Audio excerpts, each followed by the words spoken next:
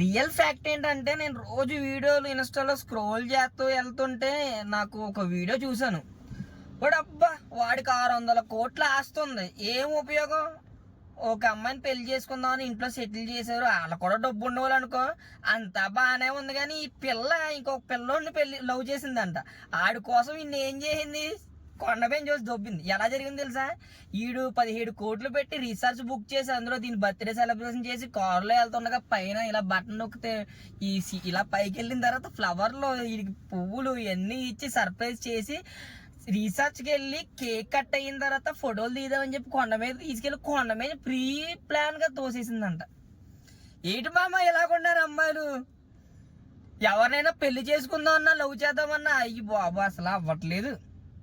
ఈ రోజు కన్నా రియలైజేషన్ అవ్వలేదంటే నీ చావుకి నాది గ్యారంటీ లేదు. నేనెందుకు ఇస్తాను?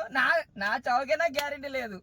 వద్దు బాబు, ఈ అమ్మాయిలు, ఈ లవ్వులు, ఈ అట్రాక్షన్లు ఇవన్నీ మనకు వద్దు. ఈ లైఫ్ మహా అయితే ఇప్పుడు ఒక 25,000 26,000 అయిపోయినాయి. ఇక మహా అయితే 30 ఏళ్ళు బతుకుతాం. ఈ 30 ఏళ్ళు కూడా మంచిగా హ్యాపీగా ప్రశాంతంగా బతుకుతాం. ఏ గోళ వద్దు. వద్దు బాబు, ఈ లవ్వులు పెళ్ళి అయితే వద్దు నాయన. నేను పెళ్లి చేసుకోను, వద్దు.